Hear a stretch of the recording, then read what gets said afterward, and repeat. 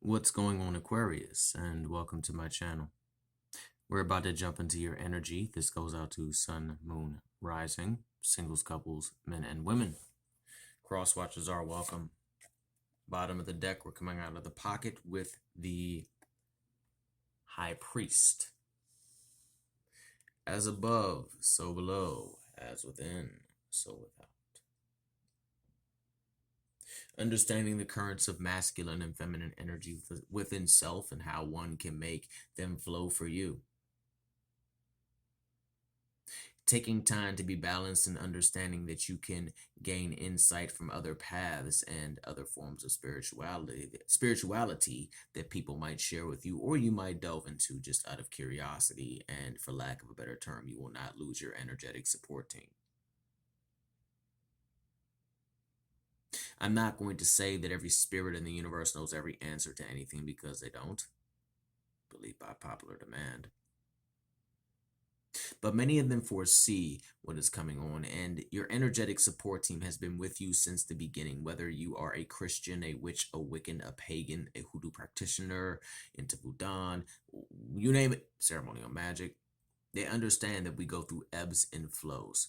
So if you're at a crossroad with your spiritual choice, spiritual path, or progression, understand that your energetic support team, your guides, gods and goddesses, ancestors are in your corner. But understand that it is about balance and understanding how the masculine and feminine energies within can help work towards you and in your favor. For those that are into the occult, or for those that are into the occult, look into hand gestures, hand symbols, dig your toes in, including a couple of these hand gestures or hand symbols in workings. But balance is the key.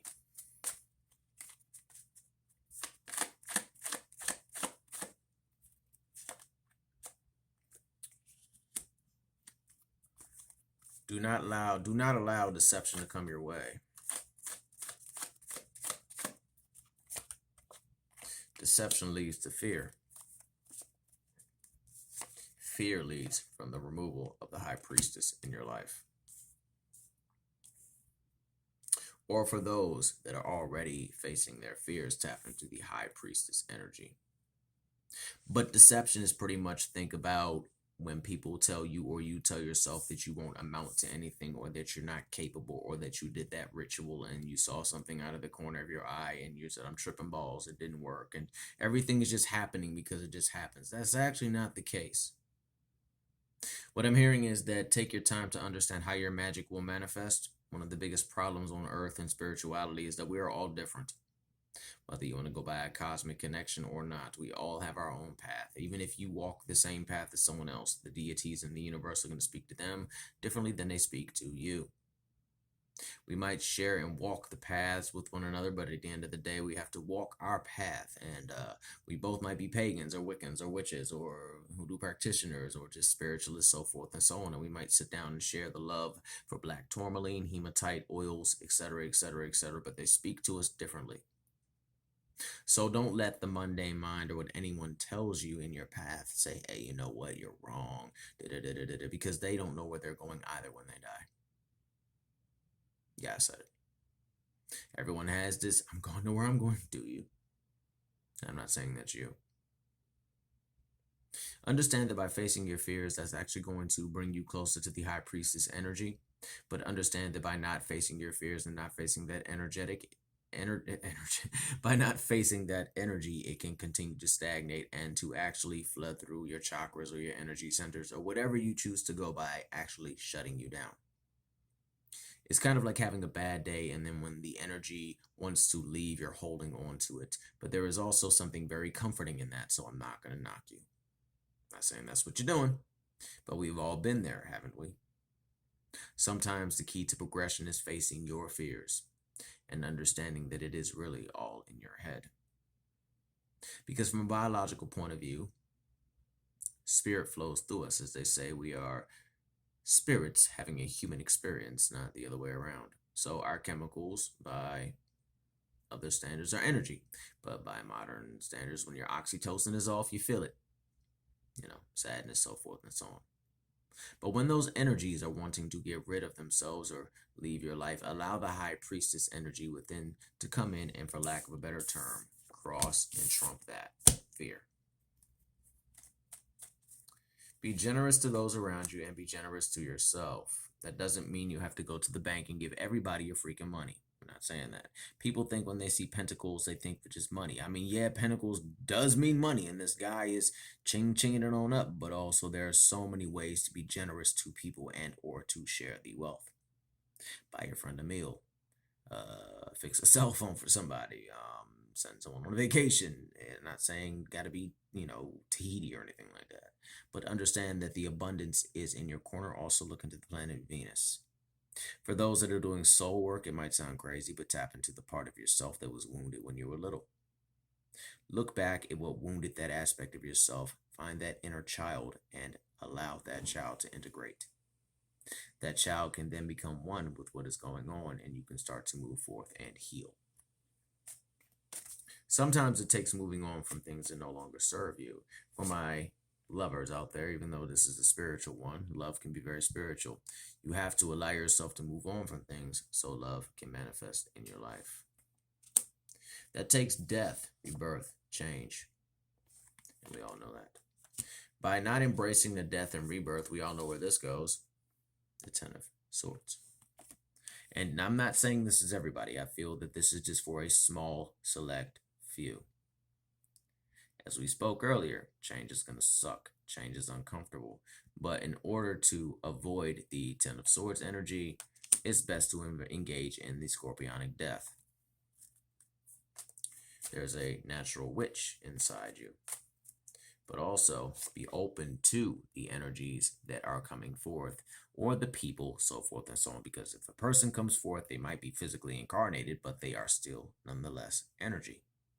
7-7 for those into numerology, or 7. Look into the number 10 and the number 11 and the number 13. That doesn't matter. Some people say 13 is bad luck, but it depends on where you look. Okay, I see the good in 13, so I'm not going to say it's bad luck. Just look into it. If it doesn't resonate, don't take it, don't apply it, don't let that energy flow into your life. But when people start to come in your life, if you've been working and stuff, and you have people coming back, try not to be so standoffish. Two of Swords. Not saying that you're standoffish or anything, but your emotions are calm. You can approach that situation and that person or situation or persons with a calm heart. There is no need to keep the swords in front of you like I will cut your head off. We don't need to do that. They cannot ruffle your feathers and or emotions.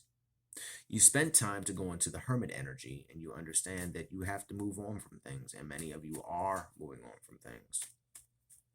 It can be hard sometimes moving on from things, right? But understand that it is possible.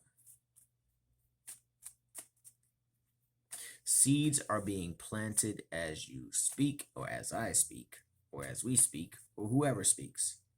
And understand that seeds get planted even on a subconscious level. For those that have been planting seeds and wondering what's going on, there's always a little bit of chaos and drama before seeds truly go. Just like you have to have tower moments before... Whoa, that's weird. Sorry, my camera glitched. Sorry about that. You have to have tower moments in order to grow and to change. Consider it letting the pressure off. So in final, we're going to end it out with the Two of Wands. Look into the 2.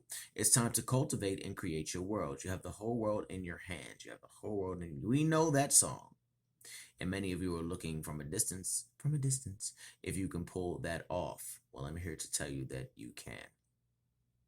You have the creative energy inside to make anything happen and to make anything manifest.